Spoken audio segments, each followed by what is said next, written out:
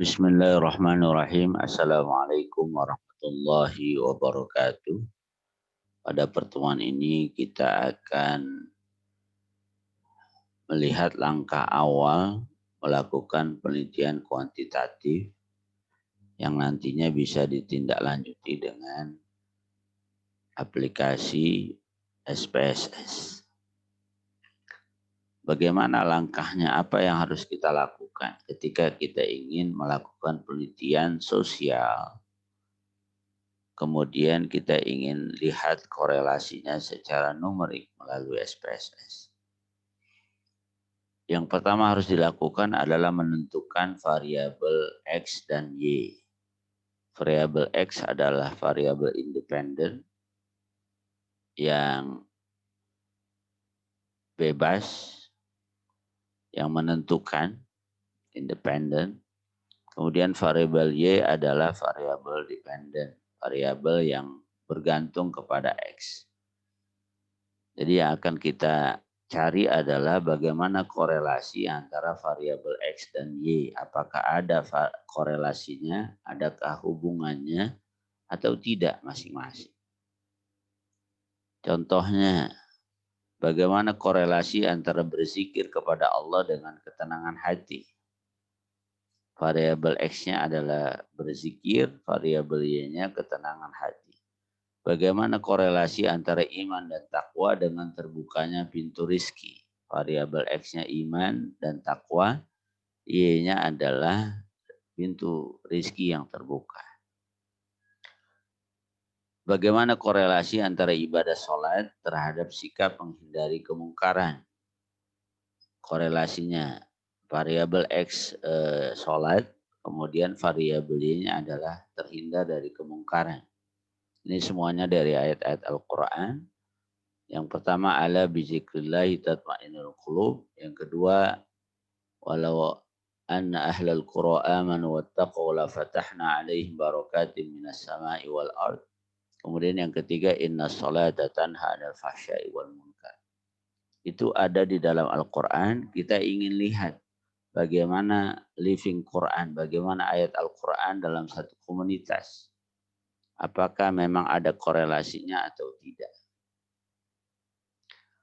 Setelah kita tentukan variabel X dan Y, misalnya pada video ini kita menentukan salah satunya, yaitu adakah korelasi antara zikir dengan ketenangan hati. Apakah dengan makin banyak berzikir hati seseorang menjadi lebih tenang atau seperti apa. Maka yang perlu dicari adalah indikator dari variabel X dan variabel Y. Indikator dari zikir dan indikator dari ketenangan hati. Indikator diambil dari definisi yang dikemukakan oleh para ahli. Silahkan mencari definisi, mungkin beberapa definisi dicari, kemudian mana yang bisa dijadikan sebagai panduan untuk diambil indikator-indikatornya. Misalnya nih, pengertian zikir adalah mengingat Allah, menyebutkan sifat Allah, mentaati hukumnya, membaca Al-Quran, berdoa kepadanya. Ini ada satu definisi bahwa berzikir ada 5 hal di sini. Nah, ini bisa dijadikan sebagai indikator. Jadi indikator pertama, kedua sampai kelima. Kemudian ketenangan hati. Ini ada satu definisi. Ya, kemudian kita bisa ambil indikatornya. Indikatornya ini hilang segala kegelisahan, merasa kebahagiaan, merasakan suasana yang harmonis, dan merasakan kelapangan. Nah, ini kita bisa jadikan sebagai indikator. Jadi tadi zikir ada 5 indikator, kemudian ketenangan hati 4 indikator. Silahkan masing-masing membuat atau menentukan sendiri dari definisi yang mana. Yang penting ketika indikator itu terwujud, sudah otomatis menunjukkan variabel yang kita cari. Orang yang bahagia sekaligus menunjukkan dia memiliki ketenangan hati dan seterusnya. Kemudian setelah itu kita buat blueprint. Nah, dari pengertian tadi kita buat seperti ini. Kita buat tabel variabel zikir kepada Allah sebagai variabel X. Nomornya ini indikator, nomor indikator. Favorable adalah kuesioner yang positif, unfavorable kuesioner yang negatif, dan seterusnya. Ini masing-masing kita buat, misalnya 3 ini bebas, silakan ada yang mau dibuat 2, 3, yang penting ada beberapa kuesioner dalam satu indikator, supaya ketika nanti ada kuesioner yang tidak valid, masih ada kuesioner lain yang menunjukkan indikator tersebut. Nah ini sekali lagi bebas, ini saya buat sama semua. Jadi 3 masing-masing indikator sehingga jumlahnya 15, yang positif 10, yang negatif 5. Kemudian variabel zikir ketenangan hati juga begitu, ada 4 indikator. Kemudian kita buat favorabelnya, yang positif 2, yang negatif 1, 3, jadi ada 12.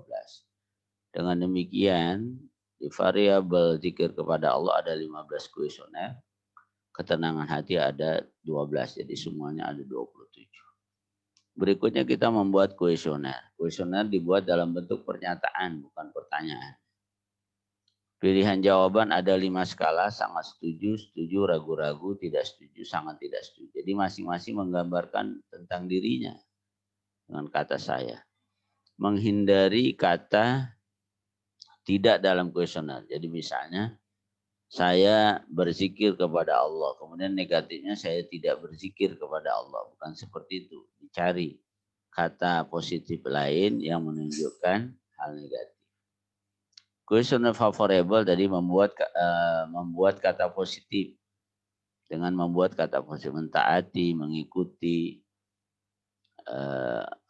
peduli, itu adalah kata-kata positif. Kalau unfavorable dibuat dengan kata negatif tapi menghindari kata tidak. Nah, menghindari misalnya saya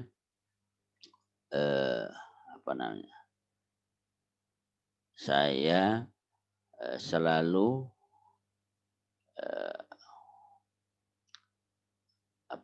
selalu peduli dengan saya selalu mengikuti kegiatan-kegiatan kajian di lingkungan saya. Kalau ini menghindari, bukan saya tidak mengikuti. Kemudian mengingat, itu negatifnya melupakan dengan menghindari kata tidak. Kemudian kuesioner dibuat sesuai dengan yang ada di blueprint. 1, 2, 3, yang mana positif dan negatif. Kuesioner dibuat sesuai dengan jumlah yang ada di blueprint. Yang ada di blueprint butuh 27 tadi, kita buat 27 kuesioner. Adanya beberapa kuesioner dalam satu indikator agar ada kuesioner lain pada indikator tersebut jika nantinya ada kuesioner yang tidak valid. Jadi kalau ada yang tidak valid, masih ada indikator lain, masih ada kuesioner lain dalam indikator tersebut. Ini contohnya. Untuk 1, 2, 3 di kuesioner variabel X, saya mengingat Allah dikala mendapat nikmat. Saya mengingat Allah saat mendapat kesulitan, ini positif. Kemudian ini yang negatif, saya bangga dengan diri sendiri saat mendapatkan kesuksesan. Misalnya itu.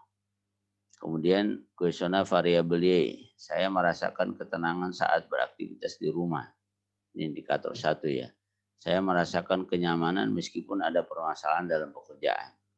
Yang negatif, saya merasa gelisah jika ada masalah dengan handphone saya. Nah, ini salah satu contohnya. Ini masing-masing peneliti bisa membuat kuesioner yang cocok sambil mungkin melihat beberapa contoh kuesioner di internet begitu ya, mana yang sesuai. Jadi kuesioner ini diambil dari pengertian-pengertian definisi yang kita jadikan sebagai rujukan. Nah ini sebagai gambaran kalau kita ingin membuat penelitian dengan 2 variabel X dan Y. Jazakumullah khairan, semoga bermanfaat. Assalamualaikum warahmatullahi wabarakatuh.